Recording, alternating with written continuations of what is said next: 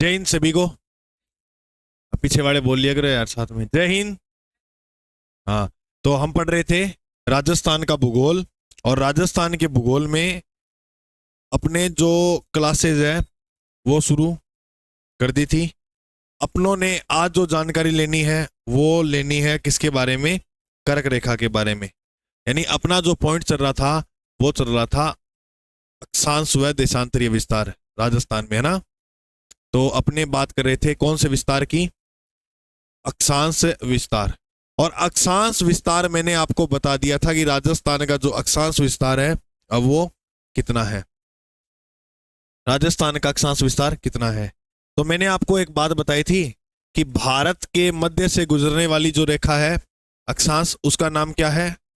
कर्क रेखा।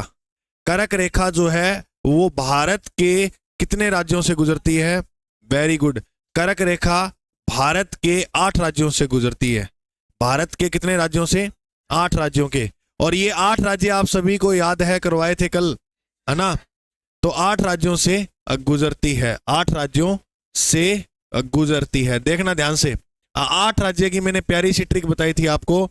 8 राज्य की प्यारी ट्रिक वो क्या थी? वो मंत्र ये था, वो मंत्र ये था कि मेरा मित्र रांझा पर छा गया। मेरा मित्र रांझा पर छा गया, पर छा गया। मेरा मित्र रांझा पर छा गया। अब अपने आगे बात देखें तो इसमें राज्य देखे थे अपनों ने।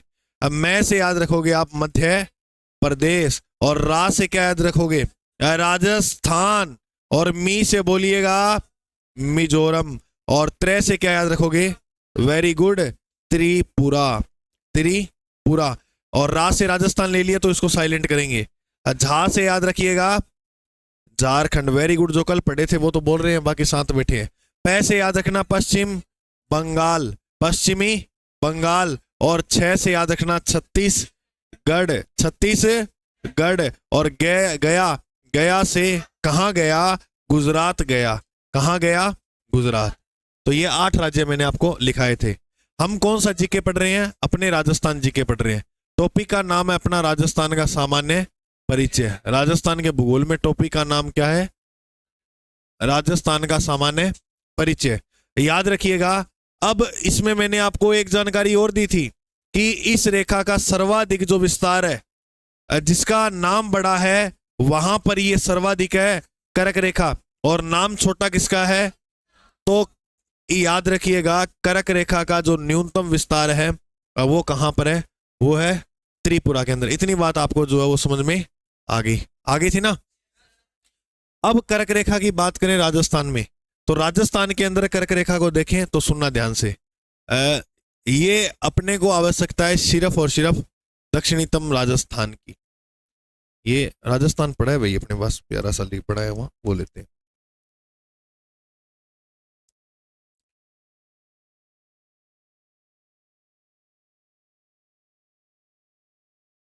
ठीक है, ये राजस्थान। और राजस्थान में अगर अपने बात करें तो इस प्रकार से यहां से गुजरती है रेखा, और इस रेखा का जो नाम है वो क्या है?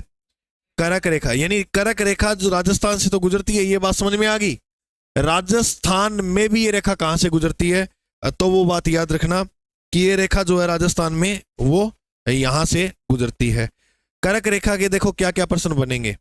कर्क रेखा राजस्थान के 2 जिलों में। कितने जिलों में? एक जिला का जो नाम है वो है बांसवाड़ा, और दूसरे जिले का नाम क्या है? डूंगरपुर। Very good. तो सबसे पहले अपने बात करें कर्क रेखा की। तो कर्क रेखा राजस्थान में टोटल 26 किलोमीटर है। कर्क रेखा 26 किलोमीटर है, कहां पर? राजस्थान में। और राजस्थान के ये प्रश्न पूछा गया एग्जाम में, कितने जिलों में है कर्क रेखा? राजस्थान के कितने जिलों में? 2 जिले। अब बोलिएगा 2 जिले कौन कौन से हैं? वेरी गुड, एक तो है डूंगरपुर, और दूसरा कौन सा है? बांसवाड़ा। इन दोनों जिलों को एक नाम से जानते हैं, बागड़ प्रदेश। क्या बोलते हैं? बागड़ प्रदेश। और याद रखना मेवल, मेवल क्षेत्र। मेवल और बागड़ प्रदेश जो है वो किसे कहते हैं? डूंगरपुर के बांसवाड़ा के। क्या कर्क रेखा किसी संभाग से गुजरती है राजस्थान के? हाँ, आपको पता है राजस्थान में 10 संभाग हो गए हैं, जिसमें एक संभाग है बांसवाड़ा। तो बांसवाड़ा संभाग से गुजरने वाली रेखा जो है वो कौन सी है? तो ये नवीनतम पूरा भूगोल पढ़ेंगे, कोई टेंशन वाली दिक्कत वाली बात नहीं है। तो बांसवाड़ा संभाग से गुजरती है, ठीक है। एक तो ये बात याद रखनी है, कौन से संभाग से गुजरती है, ये तो आगे संभाग की बात। अगर गांव की बात करें तो कर्क रेखा के जो नजदीक स्थित गांव है, नजदीक गांव जो है अब वो कौन सा है? तो आपको पता होगा, एक गांव पड़ता है यहाँ डूंगरपुर में, चीखली गांव। कौन सा गांव है? चीखली गांव। और चीखली गांव जो है वो कहां पर है? डूंगरपुर। तो सबसे नजदीक जो गांव है कर्क रेखा के, वो कौन सा गांव है? चीखली गांव। और याद रखना, चीखली गांव से यह रेखा बाहर निकल जाती है। बाहर निकल जाती है कहां? राजस्थान से। ये रेखा जो है वो बाहर कहां से निकलती है? राजस्थान में। कैसे गुरुजी, समझे नहीं? देखो, ग्लोब पर जो अक्षांश रेखा खींची गई है, इधर बोलो कौन सी दिशा है? इधर कौन सी दिशा है? पूर्व।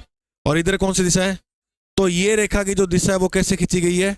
पूर्व से पश्चिम। ये रेखाएं ऐसी खींची गई है, ठीक है। तो ये रेखा राजस्थान में प्रवेश कहां से करती है? मोस्ट इंपोर्टेंट पर्सन, कर्क रेखा का राजस्थान में प्रवेश कहां से होता है? बांसवाड़ा जिले से।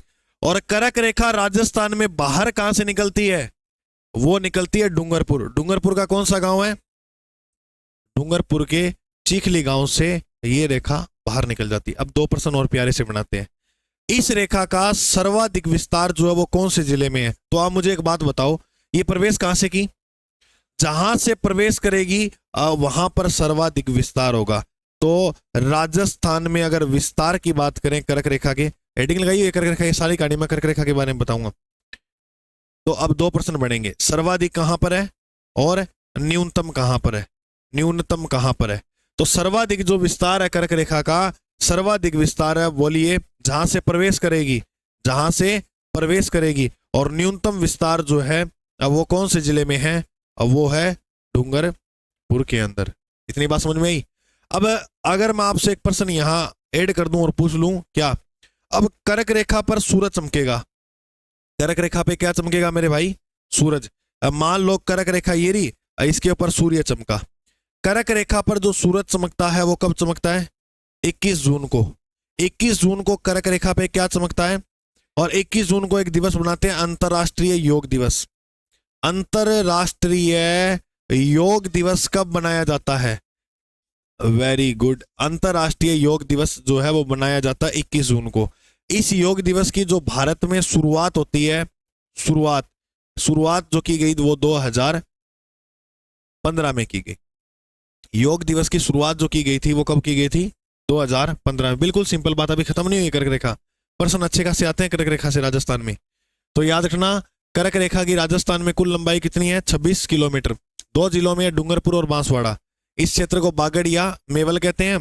बांसवाड़ा संभाग से गुजरती है, एक तो बात। दूसरी, नजदीक गांव है चीखली। राजस्थान में सर्वाधिक विस्तार बांसवाड़ा में है और न्यूनतम विस्तार कहां पर है इसका? डूंगरपुर में। अब इसके अंदर और क्या क्या बातें अपने को जाननी है वो देखना ध्यान से। देखो, अगर बात करें कर्क रेखा की, तो कर्क रेखा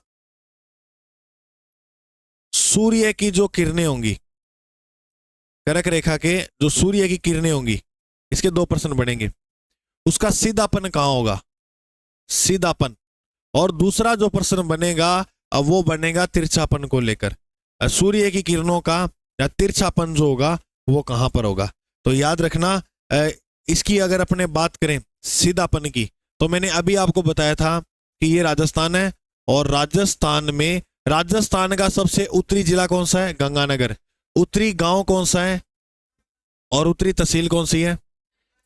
अब बताओ। दक्षिणी जिला बांसवाड़ा, दक्षिणी गांव पोरकुंडा, दक्षिणी तहसील कुशलगढ़। यही था ना? अच्छा, कर्क रेखा जो गुजरती है वो इस प्रकार यहां से गुजरती है, कर्क रेखा ऐसे गुजरती है।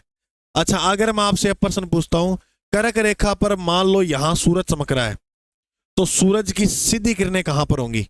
यहां पर होंगी, यानी सीधी किरणें तो इसी रेखा पे होंगी। तो बताओ, सीधी किरणें जो है वो बांसवाड़ा डूंगरपुर में होगी, लेकिन सर्वाधिक विस्तार कहां पर है इसका? तो मैं जिला ले रहा हूं, कौन सा बोलिएगा? अब बांसवाड़ा। समझ में आ गई? अब देखो, बाड़ो को नहीं, बांसवाड़ा, बोलो बांसवाड़ा। बाड़ो तो अलग हो है, पशुमारो, है ना। तिरछापन वो अभी को था ना याद, भी में पिटड़ हुआ था ना बार बंद कर करके के। देखो, अगर सूरज की सीधी किरणें यहाँ पड़ेंगी तो तिरछापन से जाएगा। देखो एक मिनट सारे इधर, ये समझो जियोग्राफी को समझने का कंटेंट ज्यादा बनता है इस प्रकार से। ये तिरछापन जा रहा है, और तिरछापन अपने राजस्थान जहां खत्म होगा वहां दिख पड़ेगा। तो राजस्थान में जो तिरछापन है वो कहाँ खत्म हो रहा है, बोलिए, गंगानगर। तो सूर्य की जो तिरछी तिरछी किरणें होंगी, तिरछापन जो होगा वो कौन से जिले में होगा, श्री गंगानगर जिले के अंदर, श्री गंगानगर जिले में। अगर गंगानगर ऑप्शन में नहीं आएगा तो अनूपगढ़ आएगा। कौन सा आएगा, अनूपगढ़ जिले में। अगर ऑप्शन में नहीं मिला तो एक मिनट मेरी बात सुनो, तिरछापन ई कर दोगे तो फिर काम भी हो जाएगा, ईओ भी बन जाओगे साथ साथ ही। ए बी सी डी, देखो ऑप्शन के हिसाब से होते हैं उत्तर। अगर मान लो उसने एक ऑप्शन में दिया बीकानेर, क्या दिया, बीकानेर। एक ऑप्शन में दिया अनूपगढ़, और एक ऑप्शन में आपको जो है वो दे दिया नागौर, और एक ऑप्शन में आपको दे दिया जोधपुर। ठीक है, अब आपसे क्या पूछा गया कि बताइए, देखो फिक्स थोड़ी है कि गंगानगर ही हो जाएगा, ऑप्शन के हिसाब से करेंगे ना उत्तर। अगर पूछा आप बताओ सूर्य का जो तिरछापन है वो कहां होगा, अब आपको नोट करना है बांसवाड़ा से जो तिरछेपन में ज्यादा दूरी में है वो कौन सा है। देखो अगर बात करें नागौर की तो नागौर अपना यहां पर है, जोधपुर अपना यहां पर है, बीकानेर जो है वो ऊपर है, और बीकानेर से ऊपर है अनूपगढ़। तो तिरछी किरणें जो है वो कहां पर पड़ेंगी, बुला दिया ना, बुला दिया ना। हाँ तो कहां पर पड़ेंगी, मेरे को पता ही था तुम बोलोगे लास्ट में। चलो कोई बात नहीं, अब आगे देखो। अब इससे देखो कितने परसेंट क्लियर होंगे। अगर आपसे पूछे करक रेखा के नजदीक स्थित गांव कौन सा है, चिखली गांव डूंगरपुर में। करक रेखा के दूर स्थित गांव कौन सा है, अब बताओ। वेरी गुड, क्योंकि जो जितना दूर होगा वहीं तिरछी किरणें जाएंगी। तो देखो ध्यान से सुनना, करक रेखा के दूर जो है वो 2% बनेंगे। दूर में एक तो पूछेंगे जिला मुख्यालय कौन सा है, दूर जिला मुख्यालय, एक तो ये प्रश्न बनेगा, और एक बनेगा नजदीक जिला मुख्यालय, नजदीक जिला मुख्यालय। अच्छा रुको, एक तो दूर में दूर पढ़ रहे हैं ना अपने, पहले दूर दूर के देख लें। एक तो दूर जिला मुख्यालय देख लेंगे, और एक दूर क्या देख लेंगे, गांव। और तुम्हारा मन करे तो दूर तहसील भी देख लेना। दूर क्या देख लेंगे, तहसील। तहसील किस भाषा का शब्द है, तो याद रखना अरबी भाषा का शब्द है ये। किस भाषा का शब्द है, अरबी। ये एग्जाम में पूछा गया प्रश्न है, याद रखिएगा। तहसील जो है वो कौन सी भाषा का शब्द है, अरबी भाषा का। अब देखना ध्यान से आगे, दूर जिला मुख्यालय पूछे तो जिला मुख्यालय की तो बात आएगी किसकी, क्योंकि तिरछापन यही है। तो गंगा नगर, गंगा नगर, श्री गंगानगर।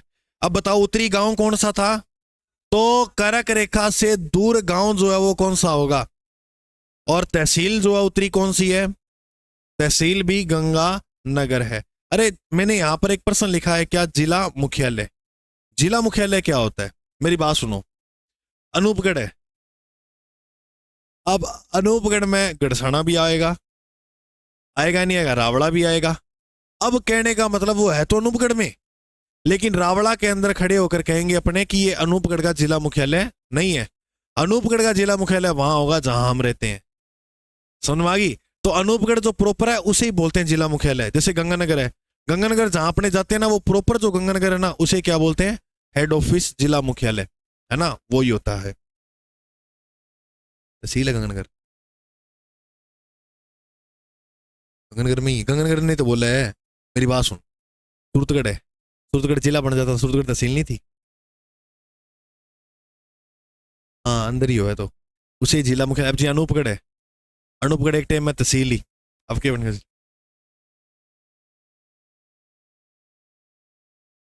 हाँ अब देखो भाई, अनूपगढ़ तो अनूपगढ़ ही है, ये बात नहीं आ रही है।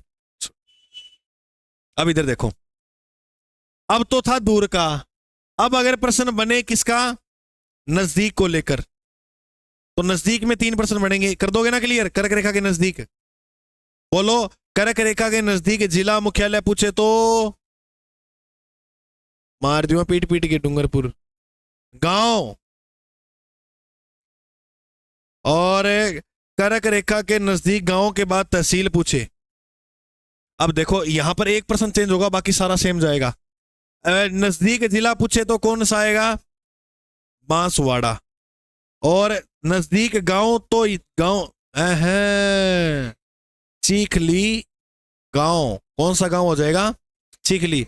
और तहसील पूछे तो वो कुशलगढ़। ये बात याद रखनी है आपको।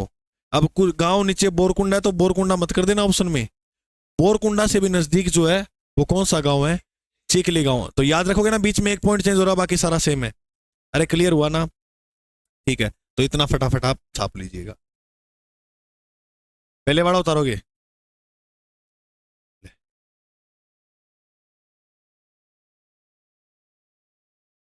ये क्लास यूट्यूब पे डाल देंगे, कोर्स की क्लास है वैसे ये, लेकिन तुम्हारा मन कर रहा है तो यूट्यूब पे डाल देंगे, टेंशन मत लो। चले आगे। अरे यूट्यूब पे डाल ही दूंगा तो पढ़ा दे जी कर राज पढ़ाने का। चल लिख लो, फिर लिख लो। कोर्स जो है ना पशु परिचर का, कोई आपका साथी दूर दराज में बैठा है, वो कहे कि मैं तो अजय सर को पढ़ाऊंगा, अगर ऐसी जिद करे तो ज्यादा, कोई बात नहीं है, 25 तारीख को लॉन्च कर देंगे ये कोर्स, ठीक है? 25 को इधर बैठ जाओ आगे, ठीक है? तारा हाथ ना मार दी, चिपके मर जाओ, दे लो ये ढंगू बैठी बैठे। हाँ बैठ जाओ इधर ही। तारों के हाथ में लगा देना मैडम, लगा के देख करंट को नहीं। ये छुटाओ और को नहीं, एक बार मेरे आ गया था करंट यहाँ इस तरह के। ये छुटाओ और को नहीं कहते, अगर लाके दे बाद में छुटाऊंगा मेरे आवाज।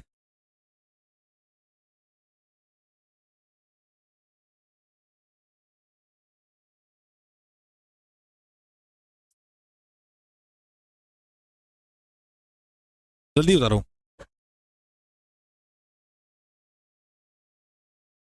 अरे यूट्यूब पे आ जाएगी क्लास तो की।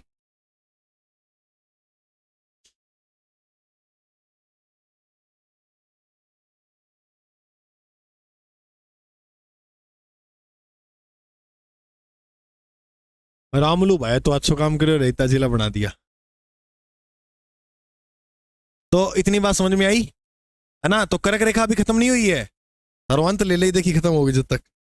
चलो आगे चलते हैं कर्क रेखा को समापन करने की ओर। कर्क रेखा में मैंने आपको बताया सूर्य का जो सीधापन होगा वो कहाँ होगा? कर्क रेखा की किरणों का सीधापन बांसवाड़ा में। तो तिरछापन कहाँ होगा? गंगानगर जिले में। तिरछापन कहाँ होगा? गंगानगर में। कर्क रेखा के दूर जिला मुख्यालय कौन सा है? गंगानगर। गांव कोणा, तहसील गंगानगर। ये याद हुए प्रश्न आपको? ठीक है।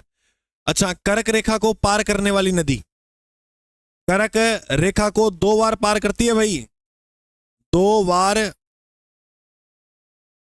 काटने वाली नदी। उस नदी का जो नाम है वो है, एक गाना आया था, माही माही माही मेनू माही माही माही। ये बावड़ा है तो ये इनमें कसर थोड़ी है। इस प्रकार से माही नदी बहती है और कर्क रेखा को ऐसे काट जाती है। तो ये कर्क रेखा हो गई। तो कर्क रेखा को 2 बार नदी जो काटती है, उस नदी का नाम क्या है? माही। क्या नाम है? माही नदी। अगर यूट्यूब अब वो कैमरो 360 डिग्री फ्लेक्सिबल है, मैं इन रिमोट घुमा के थन दिखा दियो ने, तो देख लियो, हिसाब लाग लो, है ना? ओहो, तो देखे बढ़ागा सब्सक्राइबर।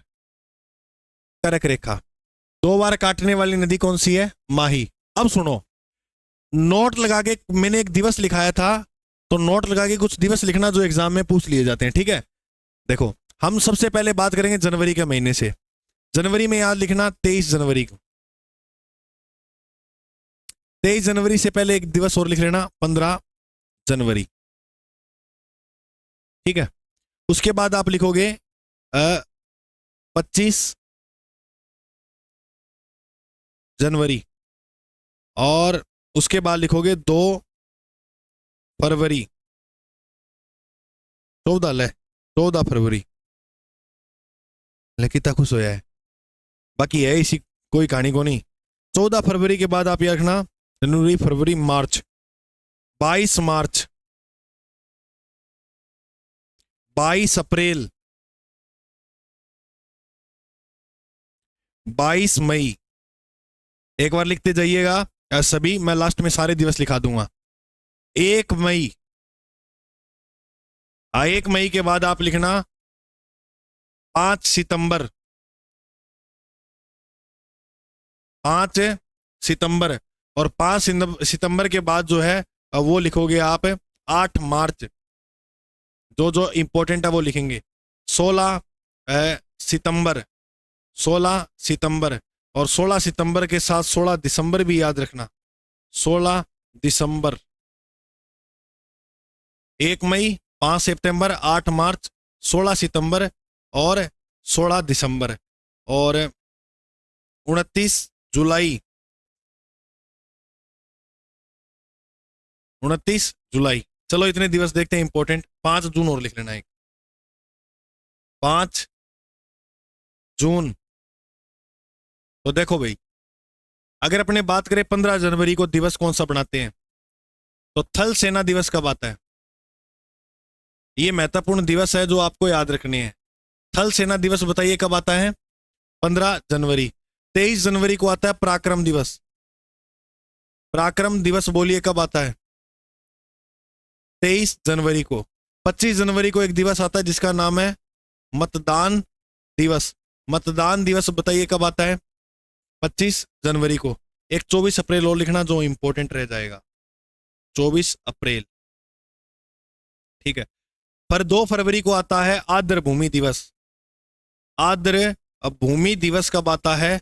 आर्द्र भूमि जो दिवस है वो आएगा 2 फरवरी को। 14 फरवरी को आएगा बाबर का हैप्पी बर्थडे।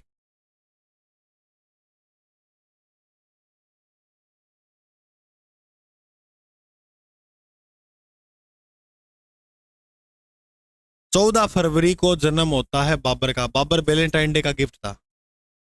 रियल में कह रहा हूं, मजाक की बात नहीं करा। बाबर का जो जन्म हुआ था वो कब हुआ था? 14 फरवरी के दिन।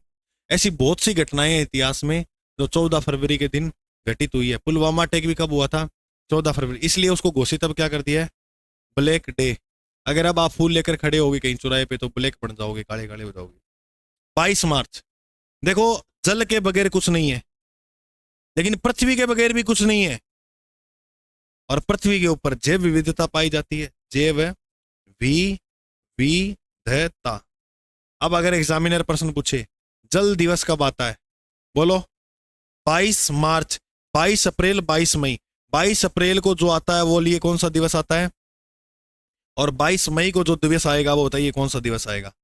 जैव विविधता। ये तीनों ही इंपॉर्टेंट है, एग्जाम में प्रश्न आपको यहां से देखने को मिल सकता है, जो याद रखिएगा। 22 मार्च को जल दिवस है, 22 अप्रैल को पृथ्वी दिवस और 22 मई को जैव विविधता दिवस। 1 मई को जो है वो श्रमिक या मजदूर दिवस। श्रमिक या मजदूर दिवस। श्रमिक या मजदूर दिवस कब आएगा? 1 जनवरी को। और उसके बाद रखना 5 सितंबर को आएगा शिक्षक दिवस। शिक्षक दिवस किसकी याद में मनाया जाता है? सर्वपल्ली राधाकृष्णन। भारत के प्रथम उपराष्ट्रपति कौन थे? डॉक्टर सर्वपल्ली राधाकृष्णन। और दूसरे थे डॉक्टर जाकिर हुसैन। याद रखना, ठीक है। 8 मार्च को जो दिवस आता है वो आता है महिला दिवस। और महिला दिवस के दिन जन्मे थे वसुंधरा राजे। यानी वसुंधरा राजे का हैप्पी बर्थडे कब आता है? जन्म इसी दिन हुआ था, ठीक है। तो ये बात भी आपको याद रखनी है। राजस्थान के प्रथम महिला मुख्यमंत्री कौन है? और भारत की प्रथम महिला प्रधानमंत्री कौन है? इंदिरा गांधी। 16 सितंबर को आता है ओजोन दिवस। ओजोन दिवस कब आता है बोलिएगा? अरे ओजोन दिवस भूल गए क्या? ओजोन दिवस पटवारी भर्ती में सीधा प्यारा सा प्रश्न आया था कि ओजोन दिवस कब आता है। और उसी पटवारी भर्ती में ये प्रश्न आया था 16 दिसंबर 1970 में क्या हुआ था, बस ये याद कर लेना। 16 दिसंबर 1970 में बांग्लादेश आजाद हुआ था। बांग्लादेश आजाद कब हुआ? बांग्लादेश आजाद जो है वो 16 दिसंबर 1970 में हुआ। 29 जुलाई को जो दिवस आता है वो आता है टाइगर दिवस, बाघ दिवस। बाघ दिवस कब आता है? वो आता है 29 जुलाई को। 5 जून को आता है पर्यावरण दिवस। कौन सा दिवस आएगा? पर्यावरण दिवस। पर्यावरण जो दिवस मनाया जाता है वो 5 जून को मनाया जाएगा। और 24 अप्रैल को पंचायती राज दिवस। पंचायती राज दिवस कब आएगा? एक और दिवस लिखना मेरे भाई, लास्ट अंतिम, 10 दिसंबर। 10 दिसंबर यहां लिख रहा हूं, 10 दिसंबर। मानवाधिकार आयोग दिवस कब आएगा? अभी दिल्ली पुलिस के पेपर चल रहे हैं, उसमें ये प्रश्न पूछा गया था। तुम तो सही कर देते ना। मानवाधिकार दिवस ये आएगा 10 दिसंबर। ये महत्वपूर्ण दिवस है जो आपको याद है करने में बहुत प्यारी सी बात है। जल्दी उतार लो।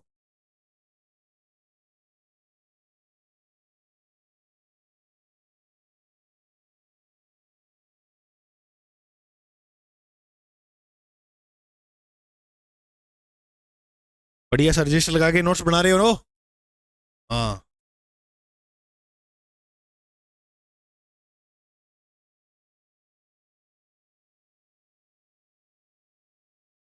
ये पॉइंट अपना कंप्लीट होता है कर्क रेखा, यानी वो अक्षांश देशांतर वाला पॉइंट। ठीक है।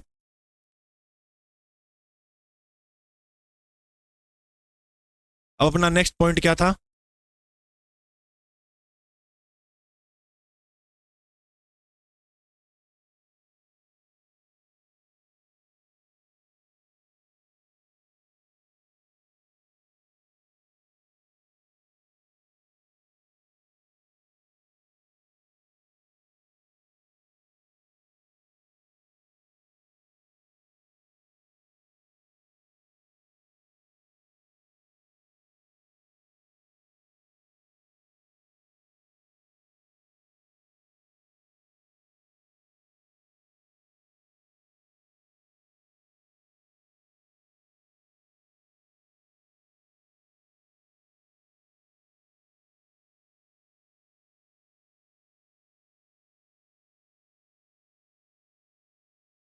अपने को पढ़ना है राजस्थान का देशांतरीय विस्तार।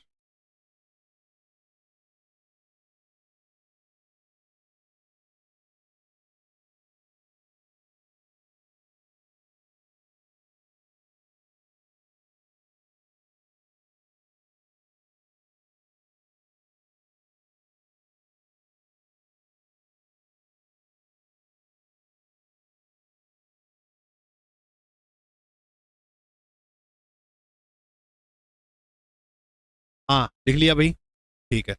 अब इसके बाद अपना जो नेक्स्ट पॉइंट है वो ये है कि अक्षांशीय विस्तार अपनों ने पढ़ लिया था। अक्षांश में कर्क रेखा थी, उसको पढ़ लिया। अब पढ़ेंगे कौन सा विस्तार? देशांतरीय विस्तार। हेडिंग लगाओ, देशांतरीय विस्तार। किसका? राजस्थान का।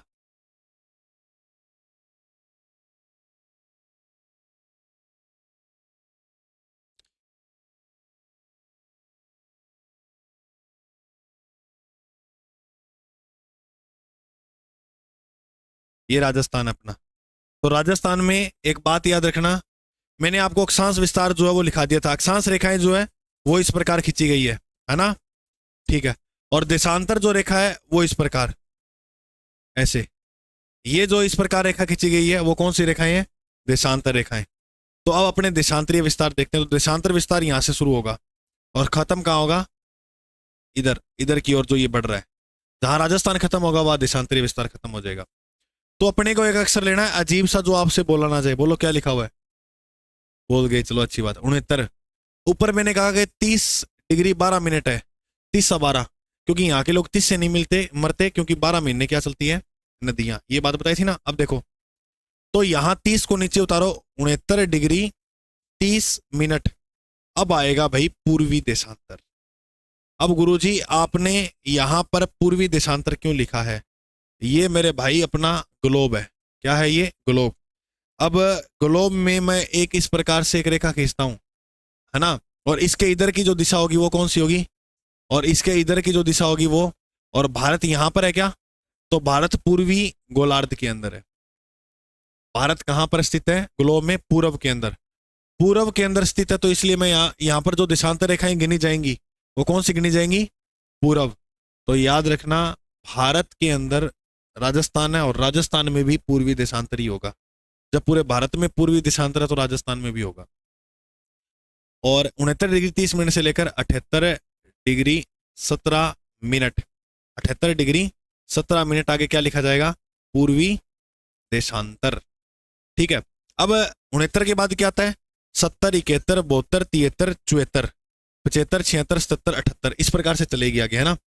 तो अगर आपसे पूछा जाए बताइए राजस्थान में कुल कितनी देशांतर रेखाएं जो हैं वो गुजरती हैं, तो राजस्थान में कुल जो है लगभग 9 देशांतर रेखाएं गुजरेंगी। अभी मैं आपको अच्छा सा इसका जो है वो निकाल के देता हूं तरीका।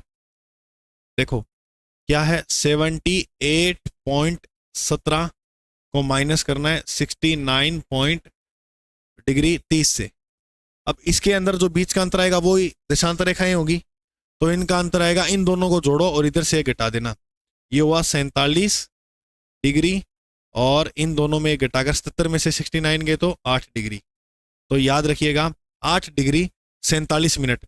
तो ये टोटल जो है वो देशांतर रेखाएं हैं। तो राजस्थान में कुल देशांतर रेखा की संख्या कितनी है? तो कुल देशांतर जो रेखा है वो लगभग कितनी है? लगभग 9 डिग्री।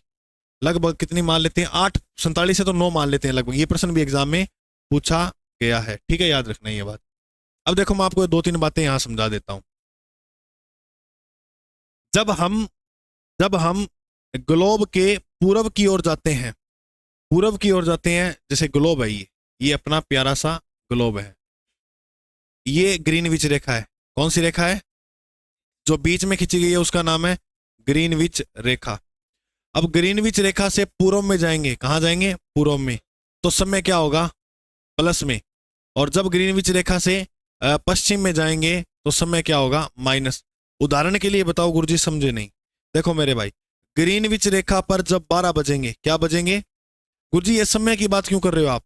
याद रखना देशांतर जो रेखाएं होती हैं वो किसका निर्धारण करती है, और जो अक्षांश रेखाएं हैं वो ऋतुओं का निर्धारण करती है।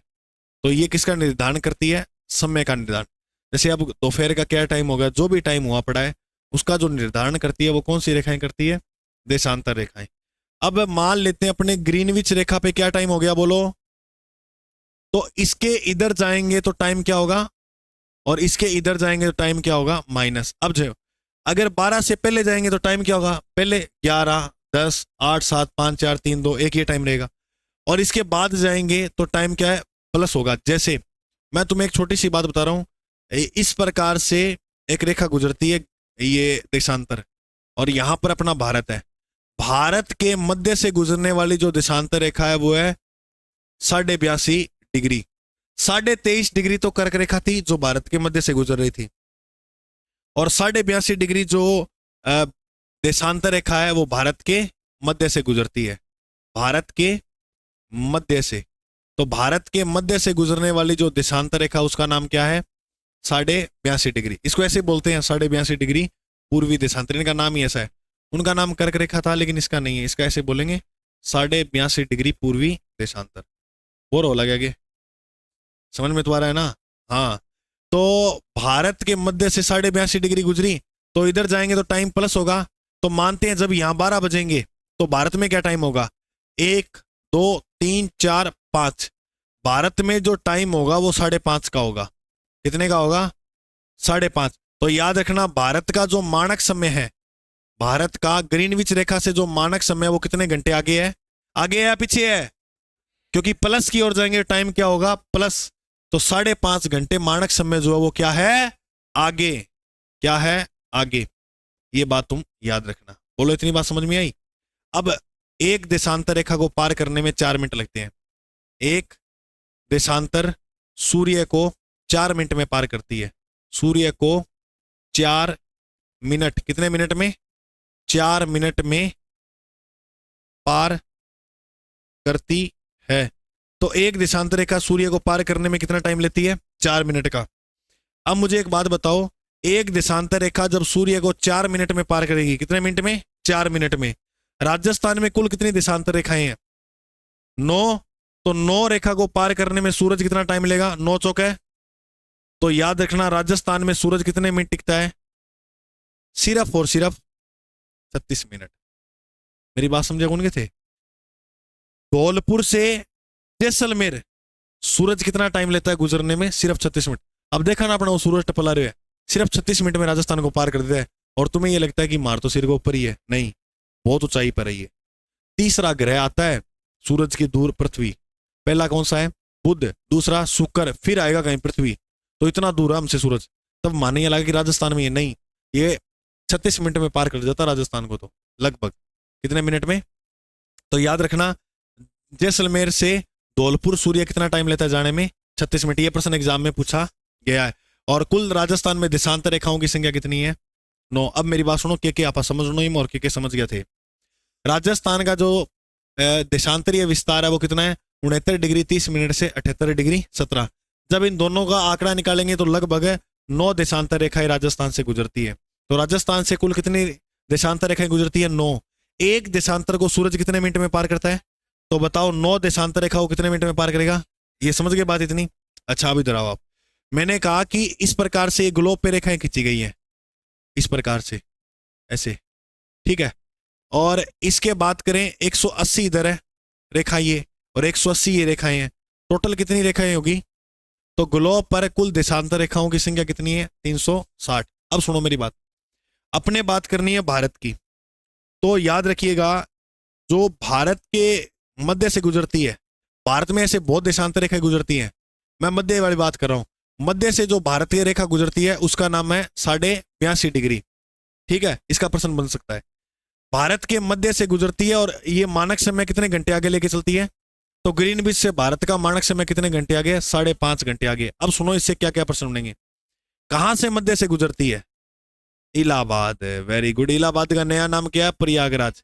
इलाहाबाद के नैनी शहर से, नैनी शहर, और नैनी शहर में गांव है मिर्जापुर, तो नैनी शहर के मिर्जापुर से होकर ये रेखा जो है वो गुजरती है। तो भारत के मध्य, मध्य का स्थान बोलो, और इलाहाबाद भारत के कौन से राज्य में है? यूपी के अंदर। बोलो इतनी बात समझ में आई? वैसे कर्क रेखा भारत के कितने राज्यों में गुजरती है? और अगर पूछे 82.5 डिग्री भारत के कितने राज्यों में? 5। 82.5 डिग्री कितने राज्यों में? एक बार इतना लिखो फिर आगे मैं लिखाता हूं। दो चीज समझना है, अभी हाथ ऊपर कर देना। अपने को अच्छी तरीके से भूगोल को कवर करना है, और तुम खुद मान जाओगे कंप्लीट होने के बाद कि नवीन आंकड़े भी अब हम किताब लिख सकते हैं। ये वादा है मेरा आपसे। और बाकी पहले पढ़े थे और यूट्यूब पे भी कंप्लीट डाला हुआ था पहले वाला भूगोल, लेकिन वो ये है कि अब अपने थोड़ा सा काम कर नहीं रहा। वास्तव में बहुत चीजें चेंज हो गई है भूगोल में, ठीक है। तो उसको लेकर गुस्सा आ रहा है क्या कि भूगोल वापस पढ़ना पड़ रहा है, और ईओ वाले ज्यादा चेहरे मुझे दिख नहीं रहे हैं, तो दिल कईयों का ही टूटा होगा। देखो मैं एक छोटी सी बात बताता हूं। तलवारों के साए पर इतिहास हमारा बनता है, जिस ओर जवानी चलती है उस ओर जमाना चलता है। कितनी प्यारी बात है। देखो ईओ का रिजल्ट आया, मैं खुद मतलब सुनो हो रिजल्ट ने देखे कि इतनी मेरिट चली कैसे गई। अब कई कह रहे हैं सर पेपर लीक हुआ होगा बहुत बड़े स्तर पर। देखो कुछ भी कारण रहे होंगे, उन चीजों को लेकर चलेंगे तो थोड़ा अपने आगे नहीं बढ़ पाएंगे। अब मान लो लीक हो भी गया तो अपने किस प्रकार मुद्दा बढ़ाएं कि वो समझौता हो जाए। हमारे मुद्दा बढ़ाने से ठीक है, चलो सरकार के पास बात पहुंचेगी, लेकिन ऐसे आप देखो सरकार में कितने पेपर लीक हुए हैं, उनका कोई इतना खतरनाक जो है वो मुद्दा नहीं बना। तो इससे अच्छा ये है कि कई अब रोएंगे रिजल्ट में ये देखकर। मेरे आपको बताऊं, बताने तो नहीं चाहिए, मेरे ईओ के अंदर काट पीट के 94 नंबर बन रहे थे। मैंने 104% जो है वो अटेम्प्ट किए थे, उसमें फिर काट कूट के मेरे 94 बने थे। और जब मेरिट देखी तो लगभग 108 जनरल वालों की गई है मेरिट। 108 मेरिट 120 में से बहुत होती है, कम नहीं होती है, ठीक है। इनमें से लगभग 282 2 गुना में लिए हैं, तो 282 एक जो है वो लोग चुने गए हैं इसमें 2 गुना में। अब सोचो जो सिलेक्शन हुआ 108 का उसका भी नहीं होगा, जिसके 108 है उसका भी नहीं होगा। तो अभी तो डॉक्यूमेंट वेरिफिकेशन के लिए 2 गुना में लिया है उनको, तो उनको भी अभी आधे निकालेंगे उसमें से, क्योंकि इनको चाहिए 1 गुना के अंदर, तो उनको भी अब आधे निकाल देंगे। तो दिल तोड़ने वाली कोई बात नहीं है। आगे अब 2024 आएगा ना, तो क्या भाई 2024 2024 होगा वो भर्तियों का दौर होगा, ये बात मेरी याद रखना, आपके ही हुई आज की। 2024 किसका दौर होगा? भर्तियों का दौर। और इसमें भर्तियां खूब आएगी। एसआई के अंदर आप याद रखना लगभग 800 से 900 पद मिलेंगे आपको। और ऐसे बताया जा रहा है कि आरएस की भी 900 के आसपास भर्ती आएगी 2024 के अंदर। ठीक है, फिर आएगी, क्योंकि अभी ये जिले वगैरह अलॉट हुए ना, इसको कर कर। और इसके साथ 2000 एक पशु परिचर वाला तो ट्रेंड में चल ही रहा है मामला। एएसआई की भर्ती भी हमें देखने को मिल सकती है, वो सरकार के ऊपर तय करता है। तो पिछली सरकार ने तो ये घोषणा कर दी थी कि हम एएसआई वाली भर्ती जो है वो देंगे। तब मैं आपको एक बात कह रहा हूं, सुनो मेरी बात आप ध्यान से, कि अब रोने धोने का कोई फायदा है नहीं कि मेरा ये नहीं हुआ वो नहीं हुआ। देखो, अब दूसरों में गलतियां नहीं देखनी है, दूसरों में कि ये इस वजह से मेरा होगा, बस आप चुप हो जाओ। अब घर वाले बोल रहे हैं कि नहीं हुआ, इतने पढ़े थे ये, बस यही चुप कर लो और बोली रखो, सुने रहो। मन मन में खुश होना, हाँ हाँ मैंने कितना अच्छा पढ़ाई किया था और उसके लिए मुझे इतना सुनने को तो मिल रहा है, तो यहाँ खुश हो जाएगा कोई बात लेके। ठीक है, तो मैं ये कह रहा हूँ, अब आप ना ऐसे नहीं है कि दिल तोड़कर बैठ जाओ। बैठने से चलो मानते हैं कि क्या करोगे आप, मान लो बैठ जाओगे घर पे,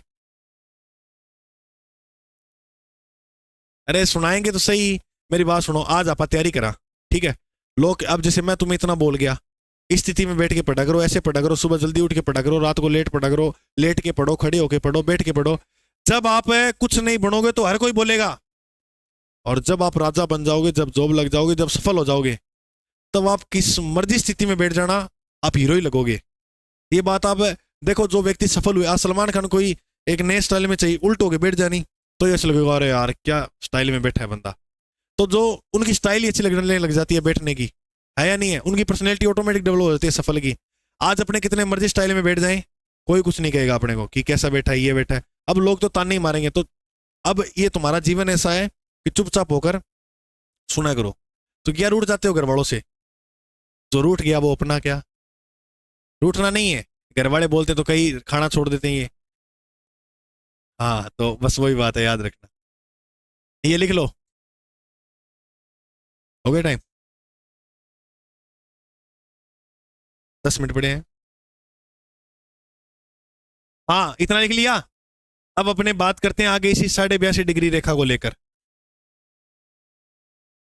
तो देखो, 82.5 डिग्री जो पूर्वी देशांतर है, 82.5 डिग्री पूर्वी देशांतर जो रेखा है,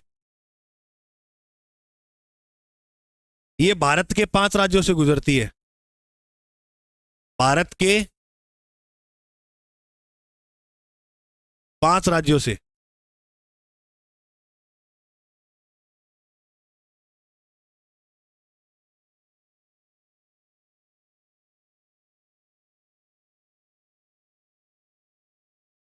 ठीक है, अब देखो ये 5 राज्य कौन से हैं, इसका भी मंत्र लिखा दूं क्या? हाँ, तो पहले वो मंत्र सुनाओ कर्क रेखा वाला। मेरा मित्र, मेरा मित्र, अब बोलो उमा छुआ। साक्षी को याद करना है, सभी करोगे? सभी को करना है तो सारे बोलो उमा छुआ। तू तो फेमस होगी। हाँ, ऊ से याद रखो उत्तर प्रदेश, बोलो उत्तर प्रदेश। मैं से याद रखो मध्य प्रदेश, बोलो उत्तर प्रदेश मध्य प्रदेश। 6 से क्या याद रखोगे? छत्तीस। और ऊ से याद रखोगे उड़ीसा। ऊ से क्या याद रखोगे? और आ से याद रखोगे आंध्र। ले 5 राज्य 1 मिनट में याद करके सुना दीजिएगा, फटाफट करो याद। 5 राज्य याद करके फटाफट जो है वो सुना दीजिएगा। उत्तर प्रदेश, मध्य प्रदेश, छत्तीसगढ़, उड़ीसा, आंध्र प्रदेश। राजस्थान से नहीं गुजरती है, याद रखना 82.5 डिग्री। मैं बात कर रहा हूं 82.5 डिग्री की। राजस्थान कहां खत्म होता है? बोलो 78 डिग्री 17 मिनट। और ये कौन सी है? 82.5। तो ये राजस्थान के बाद में बनेगी ना। राजस्थान से जो गुजरती है वो लास्ट ये गुजरती है। ठीक है, एक बार एग्जाम में क्या है, कई प्रश्न ऐसे दे दिए जाते हैं। सुनो, एक कंसेप्ट और क्लियर करता हूं मैं तुम्हारा। प्रश्न क्या दे दिए जाते हैं, जैसे एग्जामिनर ये पूछेगा 70 डिग्री देशांतर रेखा कहां से गुजरती है? 70 डिग्री देशांतर। अब क्या ले गुरुजी तो कराए कौन 70 डिग्री। तो मैं जैसे आगे बढ़ रहा हूं आप भी ऐसे आगे बढ़ोगे, 78 तक जाओगे। अब 69 है तो यहां पश्चिमी जिला कौन सा है? अब 69.5 होगी। तो 70 भी कहाँ आ जाएगी? तो याद रखना 70 डिग्री जो देशांतर रेखा वो कौन से जिले से गुजरती है? जैसलमेर। और 78 डिग्री जो है वो कौन से जिले से गुजरती है? धौलपुर। और मध्य से गुजरने वाली जो रेखा है, बिल्कुल मध्य से गुजरेगी, उस रेखा का जो नाम है वो कौन सा है? तो याद रखना उसका नाम है अपने 74 डिग्री।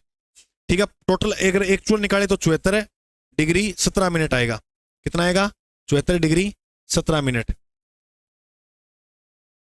74 degree 17 minute.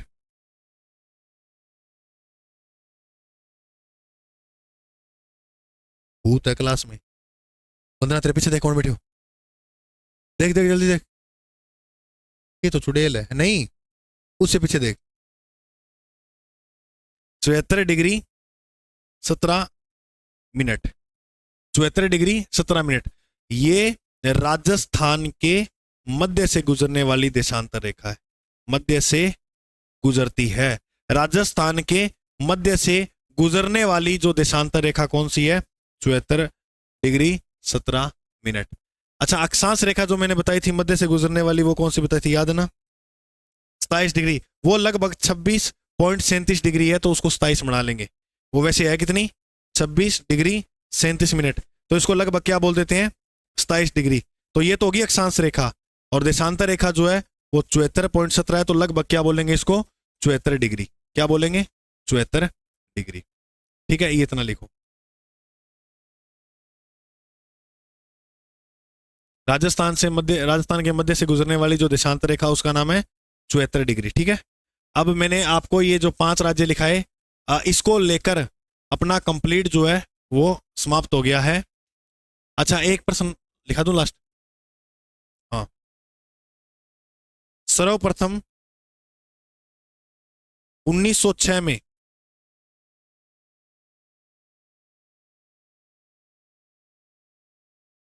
ये जो 82.5 डिग्री पूर्वी देशांतर रेखा ना,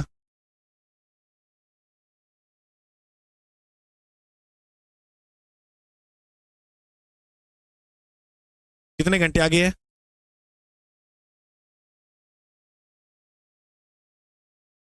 तो सर्वप्रथम इसका अनाउंसमेंट जो हुआ था वो कब हुआ था? 1906 में। 82.5 डिग्री पूर्वी देशांतर रेखा का सर्वप्रथम जो अनाउंसमेंट हुआ था, मिनट कौन सा? 5.5 घंटे है। हाँ, मिनट है।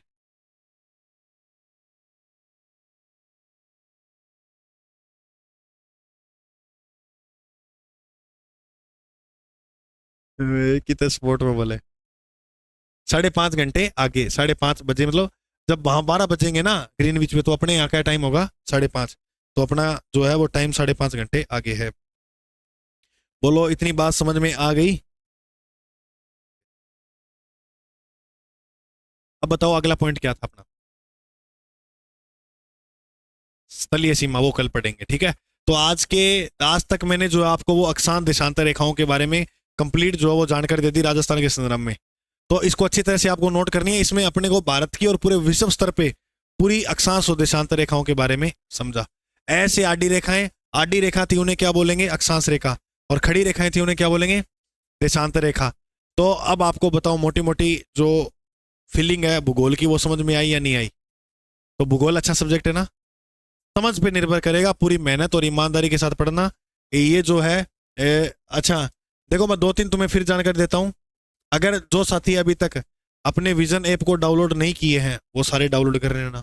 अपना यूट्यूब चैनल जो सब्सक्राइब नहीं किए वो डाउनलोड कर ले, सब्सक्राइब कर लेना। और ये दोनों टेलीग्राम चैनल हैं। और इस प्रकार ये अपने कोचिंग इंस्टीट्यूट के नंबर है। और ये तो चलो मत करना। और ठीक है, तो ठीक है, आज के लिए जय हिंद। मिलते हैं अगले भाग में।